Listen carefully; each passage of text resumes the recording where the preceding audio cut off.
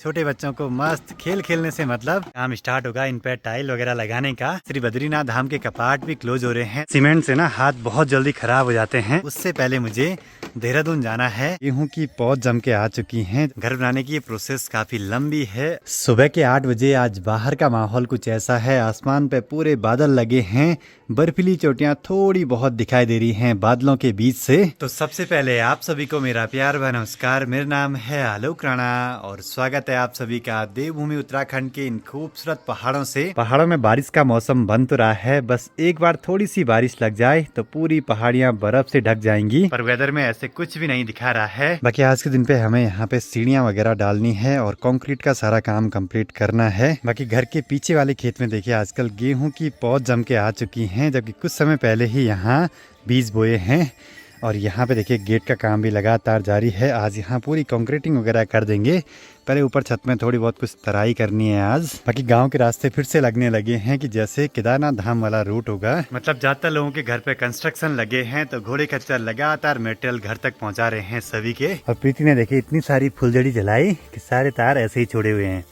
और पहले हम इनसे ना अखरोट खाते थे, मतलब दीपावली के टाइम पे फुलझड़ी के तार संभाल के रखते थे भाई। बाकी अभी घर के आसपास जितने भी सारे खेत है ना, सभी में देखिए हरियाली आने लगी है धीरे धीरे। और एक चीज है, दूसरे साइड वाली जो भी सार है ना पूरी खाली रहेगी कुछ महीने तक तभी। और जो खाली खेत रहते हैं उनमें गाँव के छोटे बच्चे मस्त मजे से 1-2 महीने क्रिकेट खेलते हैं। इसके बाद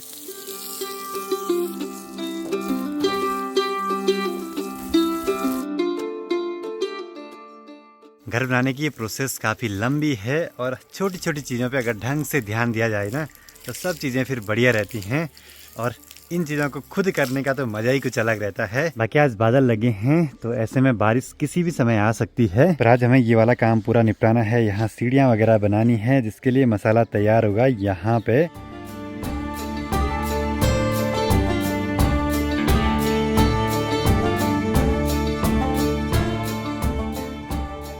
आज घर पे सीढ़ियाँ बननी है गेट के पास में, तो नाप साफ बड़ा जरूरी है ऐसे में। और यहाँ पे तैयारी चल रही है फट्टे वगैरह तैयार करने की, जिनसे कि हम सीढ़ियाँ बनाएंगे। तो यहाँ पे सीढ़ी का नाप साफ मैं कर रहा हूँ। अगर थोड़ी सी भी गड़बड़ हुई तो फिर दिक्कत हो जाएगी। बस देखते हैं कैसा बनता है। 7 इंच की हाइट रखेंगे और 11.5 इंच का हम स्टेप रखेंगे। तो यहाँ पे भी कंक्रीट डालने से पहले पूरी साफ सफाई बड़ी जरूरी है पूरी मिट्टी की, जिससे कि कंक्रीट की पकड़ अच्छे से बन सके यहाँ पे।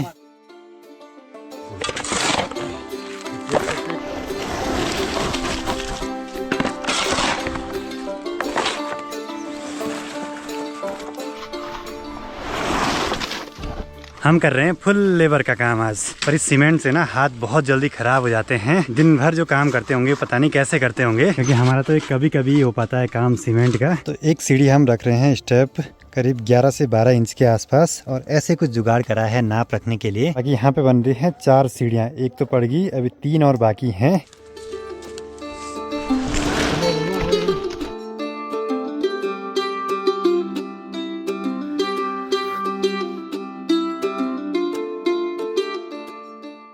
बाकी आजकल यहाँ ठीक सामने देखिए सिर्फ पैया के पेड़ पे फूल खिले हुए दिखाई दे रहे हैं, जहाँ देखो वहाँ।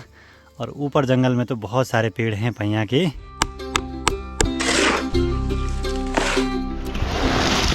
तो चले जी, सीढ़ी का काम भी हुआ कंप्लीट। 3 सीढ़ियाँ पड़ी, चौथा ही ऊपर लेवल तक आ गया था। और ये हैं लगभग 11-12 इंच के आसपास और हाइट है 7 से 8 इंच के आसपास। दिन के 2 बजे सारे काम निपट चुके हैं कंक्रीट के आज के। अब बस इस रास्ते में अच्छे से तराई करना है, जिससे कि ये कंक्रीट मजबूत हो जाए और अपनी जगह पे पकड़ बना ले अच्छे तरीके से। बाकी अब इसके बाद ही कंक्रीट सूखने देना है, कुछ दिन तक तराई करनी है अच्छे तरीके से। और फिर यहाँ पे काम स्टार्ट होगा इन पे टाइल वगैरह लगाने का। कुछ टाइल्स वगैरह बची हुई थी तो वो सब यहाँ लगा देंगे। अब यहाँ पे थोड़ा बहुत अगर नाप में ऊपर नीचे हुआ होगा तो टाइल में सीधा कर देंगे उसको। सीमेंट का काम करके हाथों की हालत तो खराब हो ही जाती है। कभी कभी काम करो ना तो फिर पूरे हाथ फट जाते हैं। यहाँ नाखूनों के पास में वलेसा से निकलते हैं, मतलब पपड़ी निकलने लगती है, उन पर बड़ा दर्द सा होता है भाई। बाकी दिन बढ़ते बढ़ते खूब सारे बादल आ रहे हैं, कहीं बारिश न लग जाए। पर एक चीज है कि आज हमने कंक्रीट डाला है तो बारिश नहीं चाहिए हमको। बस 1-2 दिन में ये सेट हो जाए तब कोई दिक्कत नहीं है। और एक बार अब लंच वगैरह कर देते हैं, फिर काम तो होते ही रहेंगे।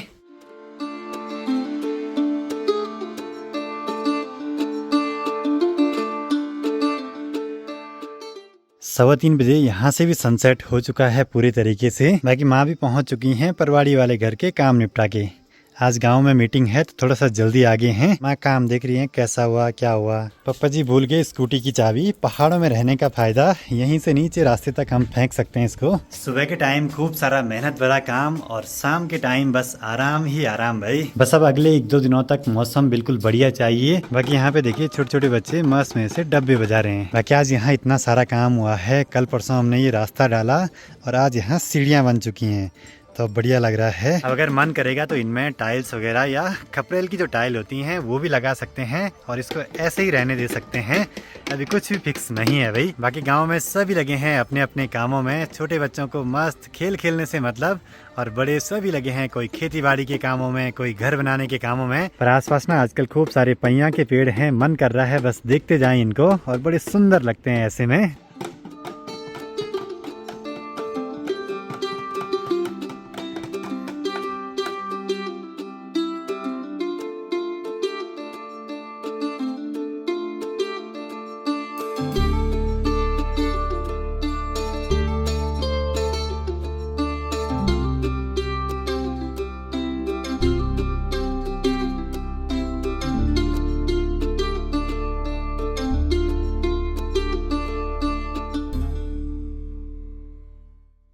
बाकी आज ये एक ज़रूरी सा काम था जो कि हुआ पूरा। अब इसके बाद और भी बहुत सारे काम हैं, लेकिन उससे पहले मुझे देहरादून जाना है।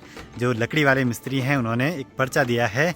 छोटा मोटा बहुत सारा सामान है, चटकनी, कब्जे, हत्ती वगैरह, वो सारी कुछ चीज़ें लेनी हैं अपनी मनपसंद की।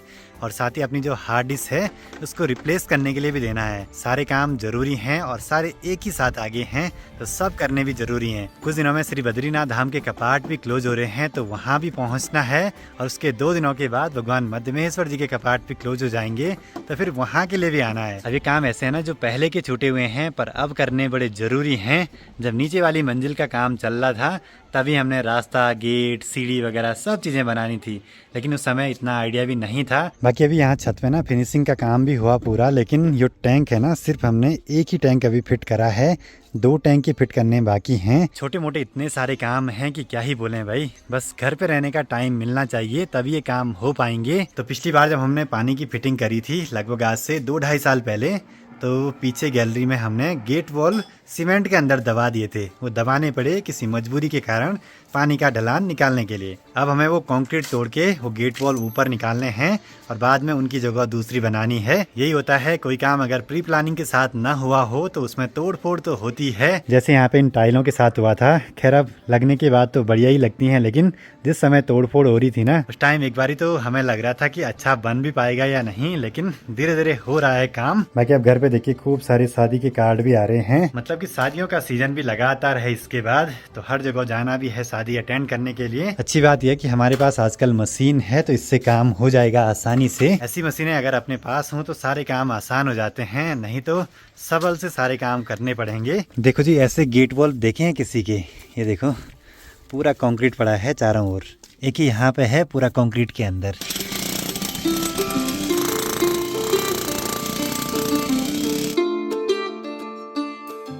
कुत्ते आए और उन्होंने यहाँ देखिए अपने पैरों के निशान लगा दिए नए नए कंक्रीट में। चलो जी एक ये जरूरी सा काम था जो कि पूरा हुआ। बाकी अभी छोटे छोटे बहुत सारे काम हैं।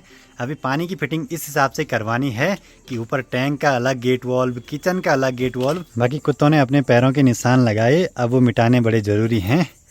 मिटा देते हैं उनको जब तक मसाला कच्चा कच्चा है। शाम होते ही हमारा काम भी हुआ पूरा। बाकी माँ भी पहुँच चुकी है मीटिंग अटेंड करके। घर में आते ही सीधे काम पे लग गए भाई, कट्टे वगैरह इकट्ठा करने पे। और सब्जी भी ले आए हरी हरी गांव से। चलो जी अब जाके सारे काम निपट चुके हैं। बाकी कल की अब मुझे तैयारी करनी है क्योंकि कल सुबह सुबह निकल जाऊंगा देहरादून के लिए, क्योंकि वहाँ के काम भी बड़े ज़रूरी हैं। सारे काम मैनेज करके चलेंगे, सही टाइम से करेंगे तो सब कुछ सही रहेगा भाई।